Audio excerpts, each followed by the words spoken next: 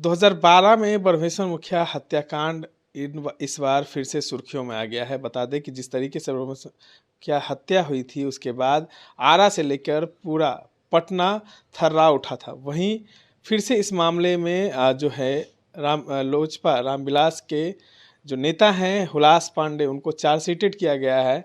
इसका कारण ये है कि पूर्व आईपीएस अमिताभ दास इस सारे प्रकरण के जो है वो गवाह हो गए हैं। उन्होंने सीबीआई को 2020 में एक पत्र लिखा, जिसके बाद हुलास पांडे को जो है वो चार्जशीटेड किया गया। हमारे साथ पूर्व आईपीएस अमिताभ दास हैं। हुलास पांडे चार्जशीटेड हो गए हैं। जी जी, देखिए आपने सही बताया दर्शकों को। ये गर्मा गर्म खबर है कि सीबीआई ने आरा कोर्ट में हुलास पांडे को चार्जशीट किया है, यानी आरोप पत्र उसके खिलाफ दाखिल किया है ब्रह्मेश्वर मुखिया हत्याकांड में। आरोप पत्र का ये मतलब हुआ कि सीबीआई को उसके खिलाफ पर्याप्त सबूत मिले हैं इस हत्याकांड में। तो इसको मैं अपनी मतलब व्यक्तिगत जीत के रूप में देख रहा हूँ, क्योंकि 3 साल पहले सबसे पहले मैंने ही सीबीआई डायरेक्टर को इस बारे में पत्र लिखा था और उनको सूचित किया था कि हुलास पांडे ने हत्या की है। और उसका सीबीआई की एक टीम आई थी मेरे यहाँ, और उसने मेरा पूरा बयान रिकॉर्ड किया था, कलम बंद किया था, और मेरा बयान उसकी केस डायरी में भी आया है ब्रह्मेश्वर मुखिया हत्याकांड की। और मेरे बयान के आधार पर ही सीबीआई ने इसको चार्जशीट किया है।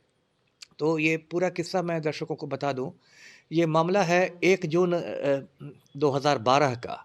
1 जून 2012 को ये जो ब्रह्मेश्वर मुखिया था, ये आरा शहर में कटीरा मोहल्ला है। कटीरा मोहल्ला में सुबह सुबह 4 बजे निकला था मॉर्निंग वॉक पर, और उसी समय कुछ लोग आए और उन्होंने इसको गोलियों से छलनी कर दिया। तो ये जो ब्रह्मेश्वर मुखिया था, ये भी कोई मतलब शरीफ आदमी नहीं था। मैं कह सकता हूँ कि बिहार का सबसे खूंखार आतंकवादी था। और इसका जो संगठन है रणवीर सेना, ये प्रतिबंधित संगठन है, बिहार में इस पर बैन है। और रणवीर सेना ने बिहार में कई नरसंहारों को अंजाम दिया, और कह सकते हैं कि खून की नदी बहा दी उसने बिहार में। और उन नरसंहारों में सैकड़ों बच्चे मारे गए, बूढ़े मारे गए, औरतें मारी गई। मैं खुद अरवल ज़िले का एसपी रह चुका हूँ। तो अरवल ज़िले में तो रणवीर सेना ने इतने नरसंहार किए थे कि जहानाबाद से काट कर अरवल को अलग ज़िला ही बनाना पड़ा। तो ऐसी हालत पैदा हो गई थी। तो खैर वो ब्रह्मेश्वर मुखिया तो मारा गया। उसके बाद ब्रह्मेश्वर मुखिया की हत्या के बाद ही बहुत हंगामा हुआ। उस समय डीजीपी थे पुलिस के, अभयानंद सर। वो गए थे आरा, तो उनके साथ भी धक्का मुक्की की रणवीर सेना के गुंडों ने। उसके बाद अगले रोज़ यानी 2 जून को जो शव यात्रा निकली ब्रह्मेश्वर मुखिया की पटना में, उसमें भी बहुत गुंडागर्दी की। रणवीर सेना के गुंडों ने, बाइक सवार गुंडों ने जगह जगह उन्होंने तोड़ फोड़ की, आगजनी की। शास्त्री नगर में पुलिस चौकी को आग के हवाले कर दिया गया, और भड़काऊ नारे लगाते हुए, गुंडागर्दी करते हुए वे लोग आगे बढ़े थे। उसके बाद देखिए 1 साल तक इसमें पुलिस के हाथ, बिहार पुलिस के हाथ कुछ नहीं, कोई सुराग नहीं लगा, 2013 तक। तो 2013 आते आते बिहार सरकार ने ब्रह्मेश्वर मुखिया हत्याकांड की जांच जो है वो सीबीआई को सौंप दी। सीबीआई भी समझिए कि 7 साल तक ऐसे अंधेरे में तीर चलाती रही। सीबीआई को भी कुछ पक्का सुराग नहीं मिला। उसका 2020 तक आते आते सीबीआई ने इसमें 10 लाख रुपए की इनाम की घोषणा की, और कहा कि जो भी पक्का सुराग देगा सीबीआई को उसे 10 लाख रुपए की राशि इनाम में दी जाएगी। इस बीच मैं भी लगा हुआ था, मतलब अपने स्तर से इस केस के उद्भेदन करने में कि कौन लोग हैं, क्योंकि रणवीर सेना से मेरी पुरानी अदावत रही है, पुरानी दुश्मनी रही है। जब मैं अरवल एसपी था तो मैंने इसे पोटा के तहत आतंकवादी संगठन घोषित करने का प्रस्ताव भेजा था। तो मैं भी अपने सूत्रों से काम कर रहा था। तो 2020 आते आते मुझे सूचना मिली कि हुलास पांडे ने इसकी हत्या की है। तो मैंने ये सूचना सीबीआई के डायरेक्टर को एक पत्र के माध्यम से दी। उसका मेरा पत्र जब पहुंचा सीबीआई मुख्यालय दिल्ली में, तो वहाँ खलबली मच गई। और उसके बाद पटना में जो सीबीआई का ऑफिस है, उसे आदेश दिया गया कि तुरंत मेरा बयान को दर्ज किया जाए। तो सीबीआई की टीम आई, इसी जगह जहाँ आप बैठे हुए हैं वहीं बैठकर उस टीम ने मेरा पूरा बयान दर्ज किया। तो मैंने 2 प्रमुख वजह बताई कि हुलास पांडे ने क्यों हत्या कराई ब्रह्मेश्वर मुखिया की।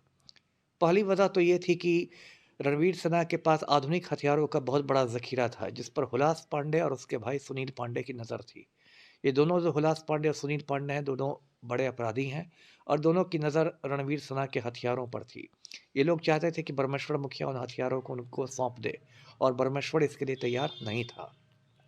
दूसरी वजह दुश्मनी की थी, वो राजनीतिक वर्चस्व की लड़ाई थी। ऐसा है कि ये दोनों यानी हुलास पांडे और ब्रह्मेश्वर मुखिया दोनों ही भोजपुर ज़िले से आते हैं और दोनों ही एक ही जाति से आते हैं।